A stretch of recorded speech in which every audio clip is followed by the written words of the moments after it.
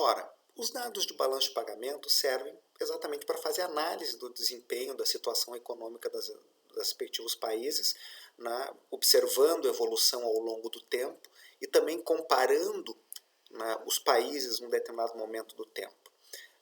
Do ponto de vista tanto do gestor público quanto do setor privado, de quem está investindo, de quem está querendo realizar transações, se eu entro num país, eventualmente eu quero sair daquele país, aí eu vou precisar, né, adquirir na minha moeda, ou a moeda com qual eu entrei, dólares, por exemplo, e o preço dessa moeda é importante para viabilizar os meus negócios. Então, para a maior parte dos países que não são, particularmente países como o Brasil, que não são emissores de moedas internacionais, ou seja, os agentes não realizam contratos na minha moeda, o risco cambial é importante, o tamanho da minha exposição a mudanças de fluxos e de estoques em moeda estrangeira é algo extremamente importante. Eu, enquanto empresa individualmente, se o meu risco está sendo analisado, por exemplo, por uma agência de rating que vai dar uma nota, e essa nota define se eu vou ter mais ou menos crédito e a que preço eu vou ter esse crédito, né? Se eu sou uma empresa localizada num país que não emite moedas conversíveis internacionalmente, os potenciais compradores do ativo que eu estou emitindo, né, os potenciais financiadores que eu estou buscando, vão olhar com muita atenção para essa dimensão macroeconômica, para além do meu próprio desempenho enquanto empresa. Porque a minha empresa ela pode ser rentável e ela pode ser líquida, ela pode ser solvente, digamos, se eu estou no Brasil, com um dólar cotado a 4 e pode se tornar inviável economicamente com um dólar cotado a 6. Então, a evolução da taxa de câmbio, o impacto que isso tem, é importante. Então, na hora que eu vou tentar captar recursos lá fora, não basta olhar para o meu desempenho, tem que olhar para o meu desempenho e para o conjunto da economia, desempenho da economia. Então vamos olhar um pouquinho para esses indicadores de vulnerabilidade externa, né, que olham para o conjunto da economia, né, mas isso tem implicações para os agentes que estão naquela economia, e tem duas famílias de indicadores, os indicadores de liquidez e os indicadores de solvência. Notem que liquidez e solvência, aqui as analogias são diretas para os indicadores econômico-financeiros de empresas, né, particularmente para quem gosta de mercado financeiro, tem sempre aquela divisão entre os analistas fundamentalistas e os analistas, né, grafistas, aqueles analistas que gostam, né, de olhar somente para o desempenho, digamos assim, do preço especificamente, a partir no fundo, de econometria de séries de tempo, que vão estar dando a informação se é o momento de comprar ou vender a ação, e tem aquele analista que gosta de olhar para o setor, para a empresa, analisar o balanço. Eu gosto de dizer sempre que os dois perfis, né, tanto o fundamentalista quanto o grafista, né, são posturas e possibilidades de análise que se complementam. Mas o analista fundamentalista gosta de olhar para os dados de balanço, gosta de saber se a empresa é capaz de gerar caixa suficiente para honrar seus compromissos de curto prazo, portanto, se ela está líquida, e gosta de saber se a empresa tem capacidade, ao longo do tempo, de honrar os seus compromissos, se ela é solvente. Para uma economia é a mesma coisa. Então, se eu quero saber se a economia é líquida, eu tenho que olhar para alguma medida de passivo externo, né, tem várias, e comparar com as reservas internacionais. Quer dizer, o Banco Central tem moeda estrangeira para abastecer o mercado, né, diante de alguma pressão. Então, esse é um olhar mais de curto prazo, né, digamos assim. E os indicadores solvência é uma outra pergunta. Será que os agentes nessa economia, o conjunto dessa economia, tem capacidade de pagamento em moeda estrangeira ao longo do tempo? Aí eu já começo a olhar para dimensões de passivos externos, comparando com a capacidade de gerar dólares, exportando, por exemplo, pensando em dólares aqui, ou olhando para o conjunto da economia, né, dívida PIB, dívida externa PIB, por exemplo, né? Então há vários indicadores. Uma outra dica que é importante lembrar, que alguns analistas calculam esse indicador com o passivo no numerador e reservas ou exportações ou PIB no denominador, né? Ou o contrário, eu posso olhar reservas em cima e o passivo embaixo. Então tem que ter, né, um olhar atento para como é que os indicadores estão sendo calculados, para que se possa perceber se a evolução daquele indicador, a comparação entre países, é positiva ou negativa para aquele país. Então, se eu calculo desse jeito que aí está, né, se o indicador começa a crescer ao longo do tempo, eu tenho que ter preocupação. Né? Por quê? porque o meu passivo está crescendo frente às minhas reservas, estou ficando menos líquido, ou o meu passivo está crescendo frente às minhas exportações, eu sou menos solvente. Agora, se isso está diminuindo, né, se esse indicador está diminuindo, é importante, porque ou as reservas estão aumentando diante dos passivos, ou os passivos diminuindo diante das reservas, ou as exportações aumentando diante do passivo, ou o passivo diminuindo diante das exportações ou do PIB. Então, esse é um outro cuidado adicional que nós temos que ter na análise desses indicadores. Vamos ver alguns exemplos de alguns indicadores.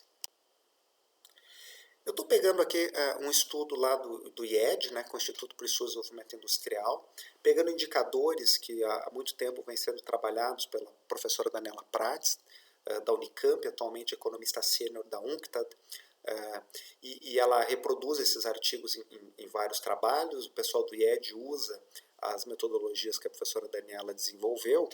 Né? Um indicador que vai aparecer calculado na sequência é o famoso indicador Guidotti-Greenspan, né, em homenagem a esses dois economistas. O Alan Greenspan foi chairman do Fed por muitos anos, uma figura muito conhecida, que é olhar a dívida externa de curto prazo com respeito a reservas. Né? Então, esse é um indicador, né, o mais estrito possível. Né? A dívida externa de curto prazo é aquela que é contratada em até um ano, em geral é crédito comercial.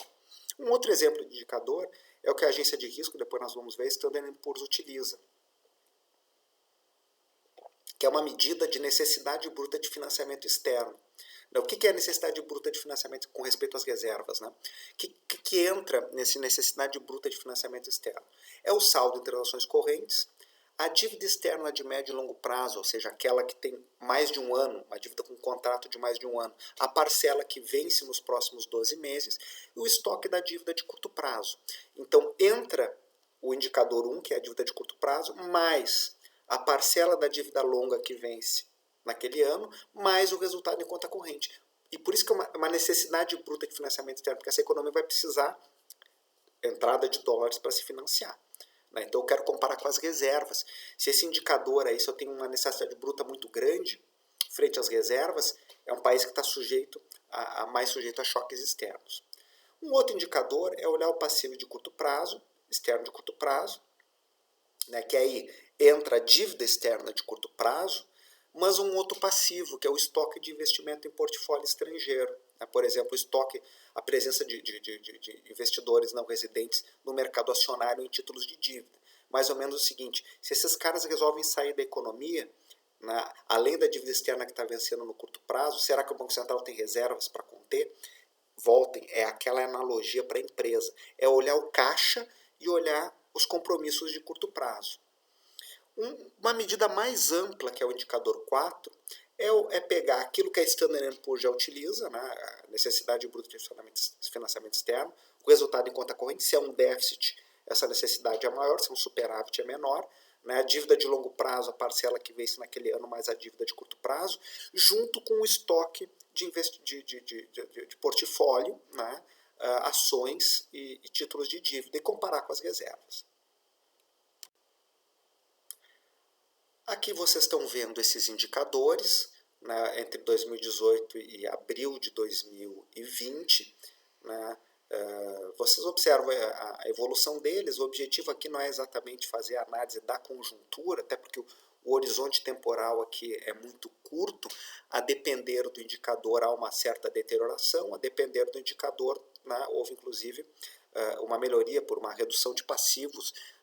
Notem que os estrangeiros saíram da Bolsa de Valores brasileira, isso impactou, em alguma medida reduziu esses indicadores, porque a presença do não residente saiu. Agora a dívida externa de curto prazo ela está mais ou menos ok, né? E a necessidade bruta de financiamento externo, aquele indicador 2 em Standard & Poor's, mais ou menos, né, cresceu um pouco, né, porque os déficits em conta corrente estão aumentando, principalmente, e isso gera algum impacto sobre esse indicador.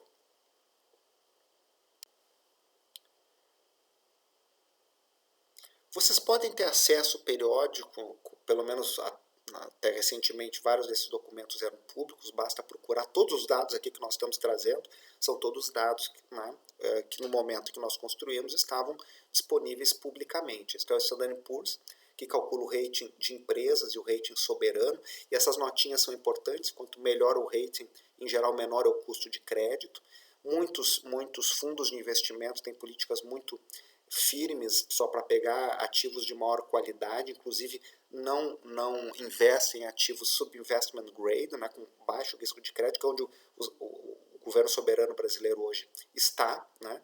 Então aqui vocês vão ver, né, o cálculo de risco, né, dessa Standard, assim como outras agências de rating, leva em conta o desempenho macroeconômico em termos de crescimento, inflação, situação fiscal e também a situação de balanço de pagamentos.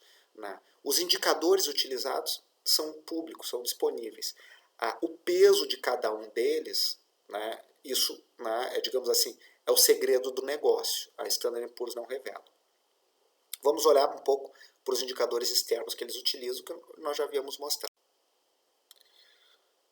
O objetivo aqui não é detalhar, nem tampouco ficar trabalhando cada um dos indicadores ou análise comparativa que nós vamos mostrar de alguns países, mas simplesmente observar que essa instituição, assim como bancos de investimento, assim como corretoras, assim como seguradoras, assim como vários atores que potencialmente estão atuando nas finanças internacionais, olham para os resultados em conta corrente, para crescimento de exportação, resultado em conta corrente como PIB, as receitas especificamente lá em conta corrente, né, que não são só as exportações, é olhar as receitas, né, derivadas também de serviços, além de mercadorias, o resultado global do balanço de pagamentos com respeito às receitas. Então, há N indicadores que podem ser utilizados como fontes de dados de análise. Outros dados utilizados, as reservas passíveis de serem utilizadas, né, como a proporção dos pagamentos internacionais, o número de meses em que os pagamentos são cobertos. Eu posso olhar só para importações, mas posso olhar também para outras despesas. A necessidade bruta de financiamento, que é aquele indicador que nós tínhamos visto, né, exatamente o que nós vimos, a definição aqui está clara, é o resultado em conta corrente mais a parcela da dívida longa que está caindo naquele período, mais o estoque da dívida de curto prazo. Né? Então, esse indicador é utilizado, né, comparado às reservas que estão disponíveis para utilização. Porque nem todas as reservas são disponíveis para utilização, isso é importante, né? Tem um conceito de liquidez de reservas. Vamos imaginar que uma parte das minhas reservas é resultado de empréstimos do Fundo Monetário, eu não posso utilizar aquelas reservas, eu o Banco Central naquele momento. Também se observa para a entrada líquida de investimento direto sobre PIB, para o balanço comercial sobre PIB, para os fluxos líquidos de investimento em portfólio sobre PIB. São vários indicadores possíveis. O nosso indicador de liquidez aqui é esse Gross External Financing Needs, né, que é a nossa necessidade bruta de financiamento externo, né, da forma como nós calculamos e vimos anteriormente. O cálculo foi feito pelo IED, mas qualquer um de nós pode pegar os dados e calcular.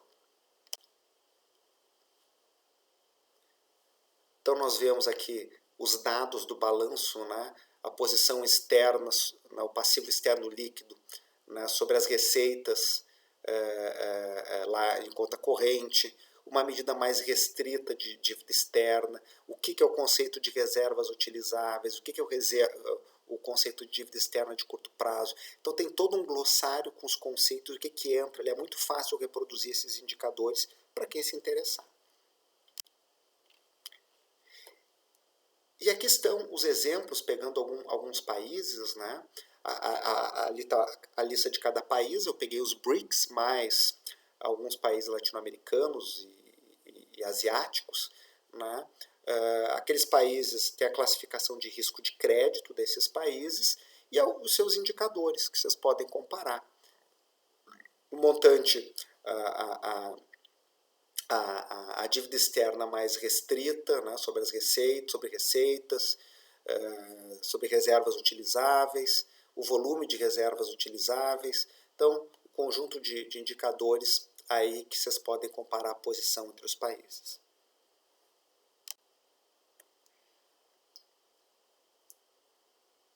Aqui outras medidas, só para que vocês tenham uma percepção e compararem o Brasil com outros países.